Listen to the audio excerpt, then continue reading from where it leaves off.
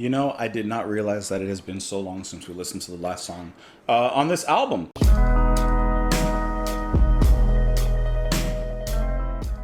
We're going to listen to Thomas Dolby. How you guys doing, by the way? How you guys doing? We're going to listen to Thomas Dolby. We're going to listen to the track White City, of course, off of Flat Earth, 1984. I did not realize that it's been over a year since we listened to the last track. But here's the thing. I really liked what I was listening to, but not everybody liked the music. So I was like, okay, well, not everybody's liking it, so I'll put it off for a little bit. Even though I've always kept Thomas Dolby in the back of my mind, and now I want to listen to more Thomas Dolby. So let's go ahead and listen to the next track, which is White City. Hope you guys are doing well. Hope you're having a lovely day. Thank you, as always, for being here. Let's go ahead and not delay. This is White City, Thomas Dolby. Ba-boom.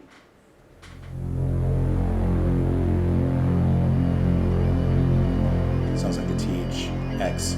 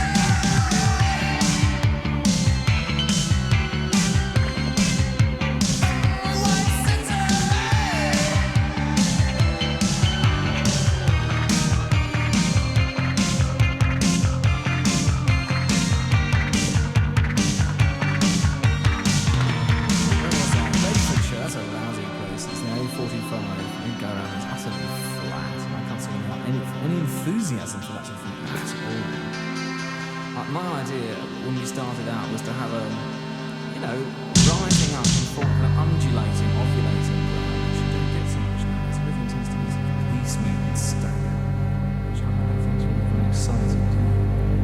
Oh, you're not there either. I got no idea what he's talking about there at the end because I don't have the dialogue, like the lyrics for that part when he's just speaking. He's talking about the rhythm in those days. He's like, it's just not the same as before. It's a little bit piecemeal, I think he said. I'm really enjoying this sound. I love Thomas Dolby's music on this album. It feels so new. It feels like what the future was thought to sound like in the 1980s.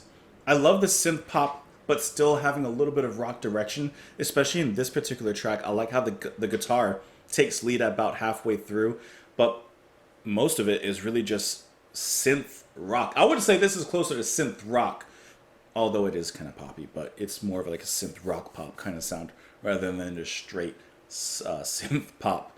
But I love the sounds that he chooses. Some of it reminded me of Kraftwerk. Some of it reminded me of Jean Major. It just feels so fresh. It feels so new. It feels like a new coat of paint on an old house. That's probably not the way I wanted to say that. The house was good. There's nothing wrong with the house. But this feels fresh. I like his singing. I like the way the synths are played. I like the progression in the song. The little break about halfway through when the guitar did decide to come in just a little bit harder. I thought that was kind of nice. The melody changes and the chord changes I think are really interesting every time they come back because I don't know, because I'm not a musician in that way and I don't really know. But just the way it comes down, like a step or a half step. Once again, I don't know. But the notes just come down, like the key changes and comes down. And it changes the whole mood from something bright and sunny into something just a little bit more mysterious. Maybe that's a minor chord change? I don't know. But it sounds good. Seligman on the bass, duh, he's awesome. The way it's popping. Mm-hmm. This almost sounds like pop music from Blade Runner, right? Vangelis, he made the epic score for Blade Runner. I saw Blade Runner a long time ago, and I wasn't really paying attention to it, so I've not really seen the movie.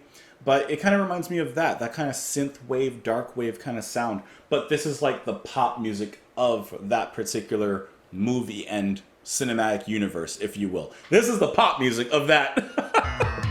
You hear that? Seligman? Yeah. Repeat the melody with the guitar chopping up on the side. Just with a buzzier synth. I don't know, this just feels so fun. It's so bright. It feels new to me. To me, that feels so new and so unique. Maybe it's not. I think it is. I think it is. It sounds just really cool. Keith was the sole inhabitant. Keith woke beside the fountain from his dreams of China mountains. Far from the chatter of these auto banks that keep chucking up money, it turned into the kind of joke that Keith feels isn't funny. White City, Keith talked in alpha numerals. Keith built a drug cathedral shaped of an octahedron where he could find the young Orwellians. I'll never get tired of watching that video of Orwell doing the wine commercial. If you haven't seen it, I highly suggest you just leave now and just go watch that video. Just type in Orwell 1. Who would trample their brothers? A thin white powder film on everything, but soot is the color of the White City. So, is the White City a city that was built and it was supposed to be perfect? Like, it was supposed to be the most beautiful, perfect, idyllic city? Idyllic city, like a paradise. And even though you put this coat on it that's white, the soul of it is still soot, black, polluting. So he's like looking at it from the outside. So are you happy with this vision you've created? Should have known you'd never rest till all were incinerated, and you know you are the best. So did he have a part in creating this city? And now he's on the outside looking back at it and like, ooh, maybe I shouldn't have done that. Maybe a little bit of an Oppenheimer situation.